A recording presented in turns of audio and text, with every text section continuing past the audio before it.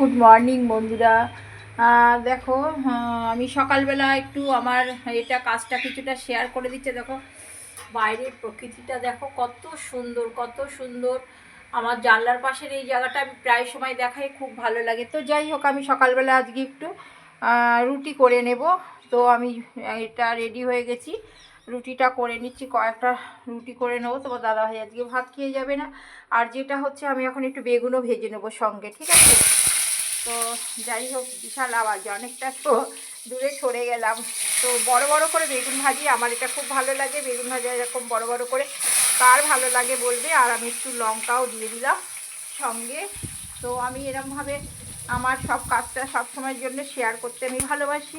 তো চলো, নুন আর একটুখানি এর মধ্যে তোমার এ হলুদ আর একটু হিং দিয়ে নিয়েছি, ঠিক আছে?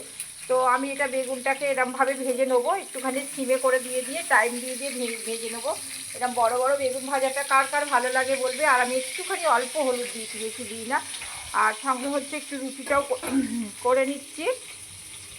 প্রচুর ঝাঁজ আর প্রচুর বাইরে হাওয়া দিচ্ছে, দেখো হাওয়াটা খুব সুন্দর। মানে এত প্রকৃতিটা এত সুন্দর না, মানে কি বলবো। আর দেখো সঙ্গে আর একটুখানি আমার একটা টিপস তোমাদের আগের দিন বলেছি। দেখো, ধনে পাতাটা আমি এরমভাবে মগের মধ্যে রেখে দিয়েছিলাম। এরম গোড়াটা শুদ্ধ, কথা বলতে পারবো না আশা করি বেশিক্ষণ। এই যে মগে করে এরম টাটকা রয়েছে। তো এটা দিয়ে আর বেগুন ভাজা দিয়ে এটা খাওয়া হবে, যার জন্য এটা এখন একটু দেখালাম। তো এটা আমি কাঁচি দিয়ে কেটে কেটে নিই, পাশ থেকে একটু একটু করে। আর রুটিটা আমি সঙ্গে করে নিচ্ছি। সকালের আমাদের এটা টিফিনে হবে। আমি কথা বলতে পারছি না, হ্যাঁ? তো টাটা বাই বাই, আবার নেক্সট ভিডিওতে আসছি।